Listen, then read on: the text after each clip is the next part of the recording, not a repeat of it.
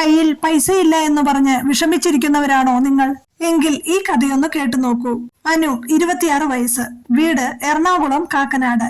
Anu BCom കഴിഞ്ഞതാണ്. പക്ഷേ അവൾക്ക് ഇതുവരെ ജോലിയൊന്നും ആയിട്ടില്ല. അവളുടെ അച്ഛൻ ഓട്ടോ ഓടിച്ചാണ് ആ കുടുംബം മുന്നോട്ടു പോകുന്നത്. അവർക്ക് 2 ലക്ഷം രൂപയോളം കടമുണ്ട്. ഒരു ദിവസം കടം തന്നവർ അച്ഛനെ വഴക്കു പറയുന്നത് അവൾ കേൾക്കാനിടയായി. അന്നു രാത്രി അവൾക്ക് ഉറങ്ങാൻ കഴിഞ്ഞില്ല. സമയം രാത്രി 1 മണി. അവൾ ഫോൺ സ്ക്രോൾ ചെയ്തുകൊണ്ടിരിക്കുവായിരുന്നു. അപ്പോഴാണ് ശ്രീകൃഷ്ണന്റെ ഒരു റീൽ അവൾ കാണാനിടയായത്. അതിൽ ഇങ്ങനെ പറയുന്നുണ്ടായിരുന്നു: നിന്റെ കയ്യിലുള്ളത് കൊണ്ട് തുടങ്ങ്, വലുതിലല്ല ചെറുതിലാണ് കാര്യം. ഇത് കണ്ടതും അനുവിന്റെ മനസ്സിലൂടെ എന്തോ ഒന്ന് കൊളുത്തിട്ട് വലിച്ചതുപോലുള്ളൊരു അനുഭവം അവൾക്കുണ്ടായി. അനു തന്റെ ഫോണിലേക്ക് നോക്കി. ക്യാമറയുണ്ട്, മൈക്കുണ്ട്, നെറ്റുണ്ട്, അടുക്കളയുണ്ട്. പിന്നെന്താ? അവൾക്ക് 2 കാര്യമേ അറിയൂ. ഒന്ന്, അവൾക്ക് നന്നായി പാചകം ചെയ്യാൻ അറിയാം. രണ്ടാമത്തേത്, അവൾക്ക് ഫോൺ നന്നായി ഉപയോഗിക്കാൻ അറിയാം. പക്ഷേ അതിൽ നിന്ന് എങ്ങനെ കാശുണ്ടാക്കും? അന്നവൾ ഒരു കാര്യം തീരുമാനിച്ചു. ഒരു യൂട്യൂബ് ചാനൽ തുടങ്ങാം. തനിക്ക് നന്നായി അറിയാവുന്ന കുക്കിംഗ് വീഡിയോ തന്നെ ചെയ്യാമെന്ന് അവൾ തീരുമാനിച്ചു. പിറ്റേന്ന് രാവിലെ അവൾ ഒരുപാട് സന്തോഷത്തോടെയാണ് അടുക്കളയിലേക്ക് പോയത്. അവൾ ഫോൺ ഒരു സ്റ്റാൻഡിൽ വെച്ച് ഫ്രണ്ട് ക്യാമറ ഓൺ ചെയ്തു. എന്നിട്ട് അവൾ ഇങ്ങനെ പറഞ്ഞു: ഞാൻ അനു, എനിക്ക് അറിയാവുന്ന പാചകം അത് നിങ്ങളെയും കൂടെ അറിയിക്കണമെന്ന് ഞാൻ ആഗ്രഹിക്കുന്നു. എന്റെ പാചകം ഇഷ്ടമാവുകയാണെങ്കിൽ എല്ലാവരും എന്നെ സപ്പോർട്ട് ചെയ്ത് എന്റെ കൂടെ ഉണ്ടാവുമെന്ന് ഞാൻ പ്രതീക്ഷിക്കുന്നു. അങ്ങനെ അവൾ അന്നത്തെ പാചകം ഫോണിൽ പകർത്തി. അങ്ങനെ എഡിറ്റ് ചെയ്ത് അവൾ ടൈറ്റിലിട്ടു: 0 രൂപയിൽ നിന്ന് തുടങ്ങുന്ന പാചകം എപ്പിസോഡ് 1. അതവൾ യൂട്യൂബിൽ അപ്ലോഡ് ചെയ്തു.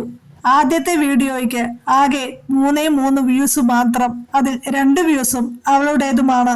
പക്ഷേ അവൾ തളർന്നില്ല. അവൾ ദിവസവും പാചകത്തിന്റെ വീഡിയോ യൂട്യൂബിൽ അപ്ലോഡ് ചെയ്യാൻ തുടങ്ങി.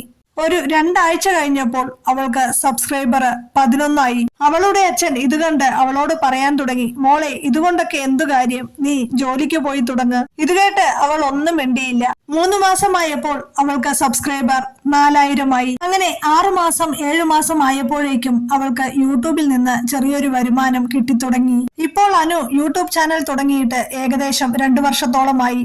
ഇന്ന് അവൾക്ക് ഏകദേശം 25,000 രൂപ മാസ വരുമാനം. അവളിപ്പോൾ 0 ബാലൻസിൽ നിന്ന് മാസം 25,000 രൂപ ഉണ്ടാക്കുന്നു. അവളുടെ അച്ഛന്റെ കടമെല്ലാം അവൾക്ക് വീട്ടാൻ സാധിച്ചു. ആളുകൾ എപ്പോഴും അവളോട് ചോദിക്കും: നിനക്കിതെങ്ങനെ സാധിച്ചു? അപ്പോൾ അനു പറയും: എന്റെ കയ്യിൽ ഒരു ഫോൺ ഉണ്ടായിരുന്നു. കൃഷ്ണൻ പറഞ്ഞതുപോലെ ഉള്ളത് കൊണ്ട് തുടങ്ങി, ബാക്കി വ്യൂസ് തന്നോളും. ഇത് തന്നെയാണ് എനിക്കും നിങ്ങളോട് പറയാനുള്ളത്. എന്റെ കയ്യിൽ പൈസയില്ല, ഞാനിനി എങ്ങനെ ജീവിക്കും എന്ന് പറയുന്നവരോട്, നിങ്ങളുടെ കയ്യിൽ ഫോണുണ്ടോ, നെറ്റുണ്ടോ? നിങ്ങൾക്ക് പാചകം അറിയാമോ? അതിന്റെ വീഡിയോ എടുക്ക്. നിങ്ങൾക്ക് ഇംഗ്ലീഷ് അറിയാമോ? അതിന്റെ 10 മിനിറ്റ് ക്ലാസ് എടുക്ക്.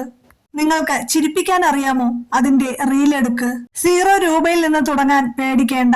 അനുവിന്റെ ആദ്യത്തെ വീഡിയോയ്ക്ക് വെറും 3 വ്യൂസ് മാത്രമേ ഉണ്ടായിരുന്നുള്ളൂ.